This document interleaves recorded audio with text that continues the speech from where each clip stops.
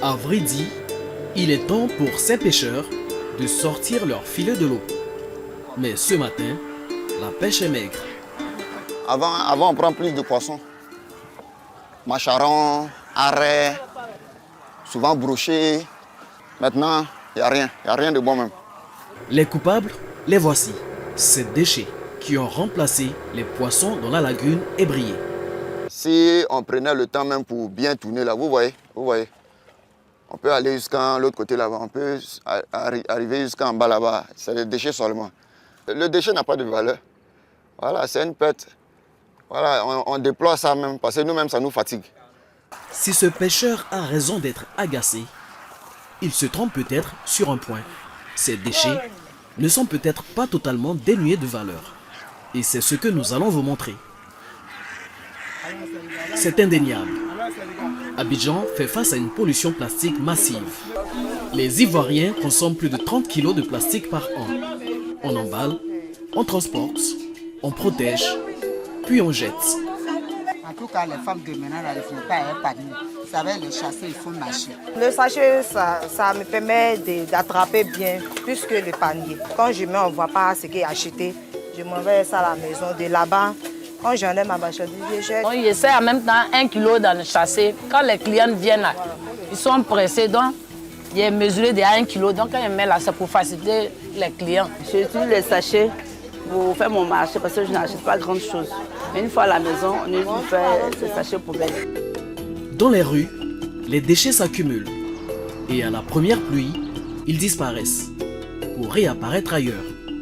Chaque jour, des tonnes de plastique finissent dans la lagune ébriée. Les experts alertent sur une pollution de l'eau qui pourrait avoir de graves conséquences sanitaires. Face à cette réalité, des collectifs se mobilisent pour nettoyer la lagune et faire de ce déchet une matière première, aussi bien pour l'industrie que pour la création artistique. La lagune ébriée, une mine d'or sous les déchets.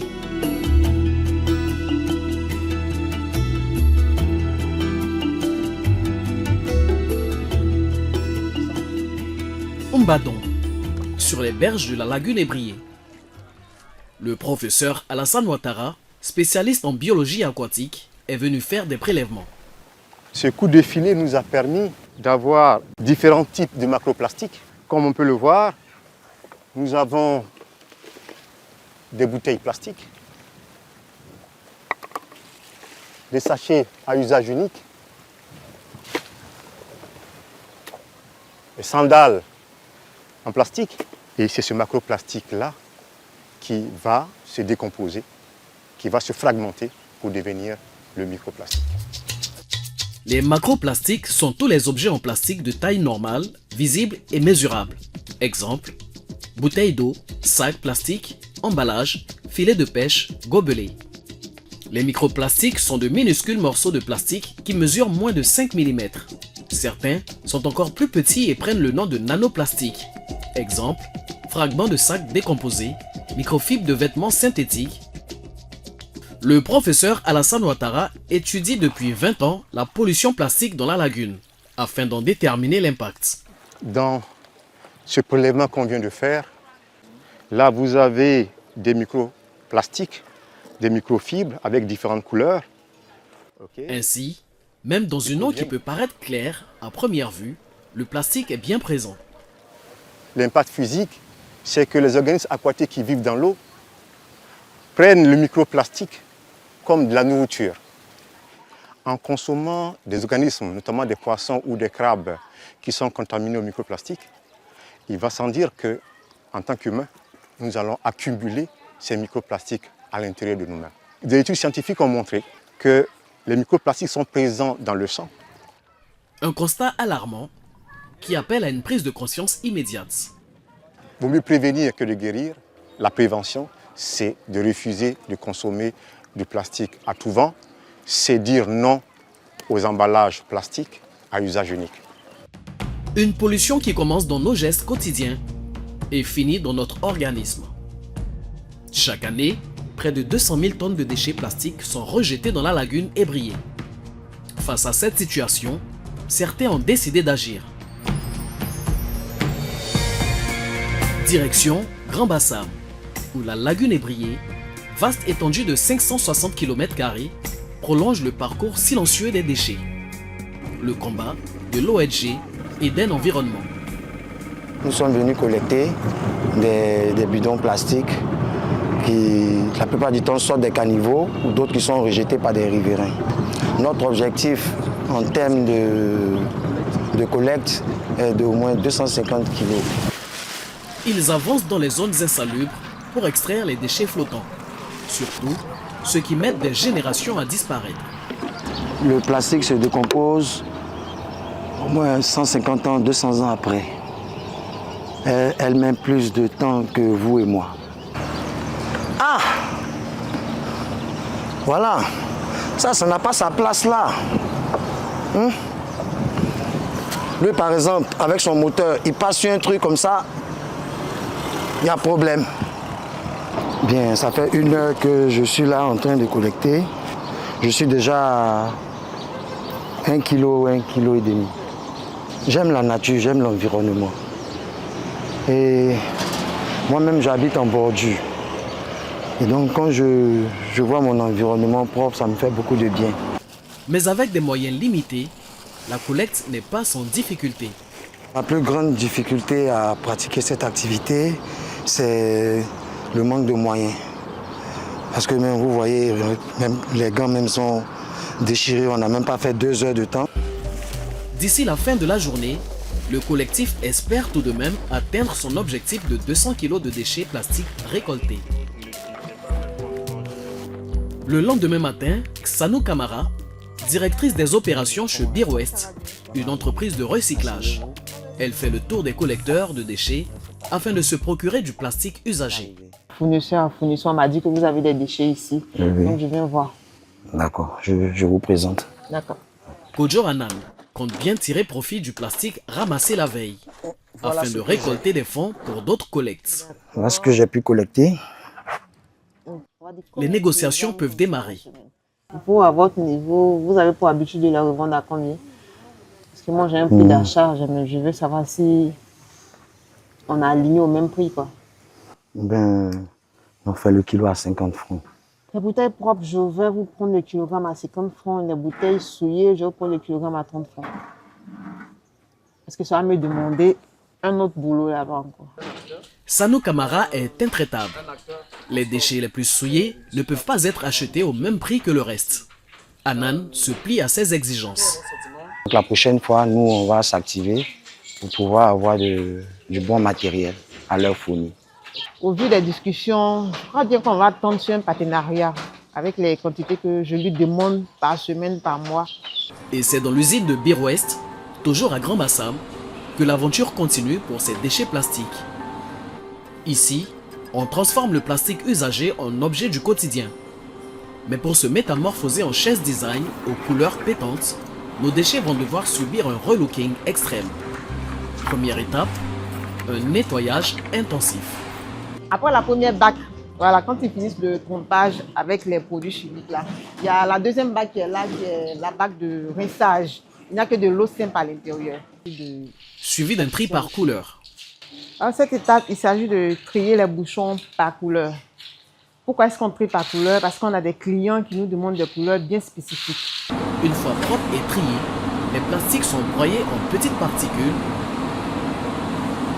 avant d'être injectés dans des moules industriels. La matière fond, prend forme pour devenir un nouvel objet. Ici, un stylo à billes recyclé. On peut produire plus de 100 stylos par jour. Si vous avez remarqué, le moule à stylo, il nous fait sortir 2 stylos par injection. Donc, plus il est rapide, plus on produit autant de stylos. Pour chaque type de goodies, on a un moule bien spécifique. On a des kits géo, on a des pots de savon, on a des toupies, on a des puzzles, on a des stylos, comme vous le voyez aussi. Dernière étape, la finition. Les excédents de plastique sont retirés à la main pour obtenir un produit propre et utilisable. Ce qui flottait dans la lagune il y a quelques jours encore devient désormais un objet du quotidien. C'est l'ambition même de BeerWest. Léonard Durka est le responsable des relations partenaires de l'entreprise. On est tous dérangés visuellement par ce déchet qui traîne dans la rue. Maintenant, la question c'est qu'est-ce qu'on peut en faire? Est-ce qu'on peut lui donner une valeur ajoutée et donc une seconde vie? Voilà la définition du recyclage. L'entreprise bassamoise transforme aujourd'hui plusieurs dizaines de tonnes de plastique chaque mois. Une activité portée par une matière première abondante. Mais derrière ce qui peut sembler être un véritable filon, le recyclage du plastique reste une opération coûteuse. Je pense qu'il est difficile de dire aujourd'hui que le plastique est rentable. Ce qui est certain, c'est que c'est une denrée qui est disponible aujourd'hui à tout un chacun, et ça n'en fait pas une denrée gratuite, parce qu'en réalité, il faut lui appliquer le coût du transport, ne serait-ce que ça, et le traitement. Et de manière générale, les matières recyclées sont plus chères que les matières qui sont neuves. Autre argument de taille, pour les acteurs du recyclage, toute la valeur ajoutée de leurs produits est créée en Côte d'Ivoire. Si je récupère de la matière plastique sur le sol ivoirien, que je suis capable de la traiter ici et de la revendre ici, quand vous regardez bien toute la valeur ajoutée que je donne à cette matière, elle reste sur le territoire ivoirien. Et ça, c'est très différent de ce que vous allez pouvoir trouver en termes de matériaux que vous allez payer dans un autre pays, parce que du coup, vous n'avez pas une partie de la valeur ajoutée. L'entreprise emploie une dizaine de personnes. À l'échelle nationale, le secteur pèse lourd. Près de 200 000 emplois, environ 2% du PIB et 82 000 tonnes exportées en 2022. Au-delà des usines, au cœur des eaux marquées par la pollution, d'autres voix s'élèvent, celle d'artistes en alerte. Alex Sené est artiste plasticien et lui aussi puise sa matière première dans la lagune. En général, je collecte presque partout, mais le plus en bordure de mer et des lagunes, parce que là, je rencontre plus de personnes. Donc, je profite en même temps pour sensibiliser ces personnes-là. Et parfois, je viens avec ce que je réalise pour leur montrer que ce que je collecte, j'en fais ce type d'œuvre. À partir de ces déchets, il crée des œuvres d'art dans son atelier situé à Abobo, Ndotré. Le processus est le même. Il commence par laver les déchets. Bon, là, je suis en train de laver, puisque j'ai collecté dans des coins qui n'étaient vraiment pas propres. Donc, je fais un premier lavage.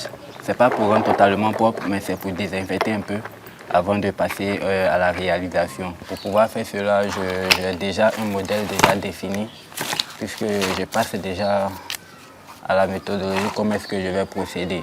Donc, j'essaie déjà de trouver le type de modèle que je veux obtenir et aussi l'alignement commun de bouchons que je vais utiliser, tout ça. Et avec aussi le jeu des couleurs. Le travail de l'artiste demande minutie et précision pour fabriquer ces sacs en bouchons de bouteilles.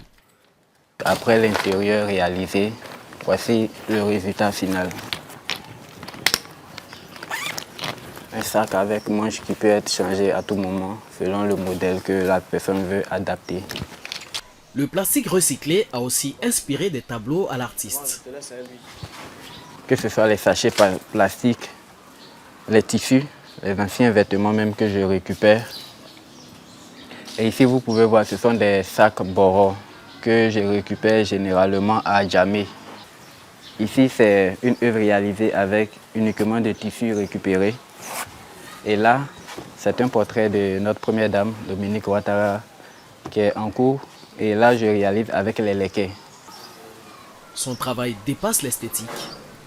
C'est aussi un message. Pendant la collecte, même on nous regarde mal, on nous traite de fous, que ces gars, ils font quoi. Donc pour eux, il n'y a pas de bénéfice. Mais si aujourd'hui j'arrive à présenter mon travail à plusieurs personnes, c'est que vraiment le travail est suivi. J'ai déjà eu à vendre des œuvres pendant des expositions à des clients nationaux et même internationaux. Une économie se développe autour du plastique. L'enjeu reste de savoir si cette valorisation pourra freiner une pollution qui continue de croître. Chaque année, les importations de plastique en Côte d'Ivoire augmentent de 10% par rapport à l'année précédente.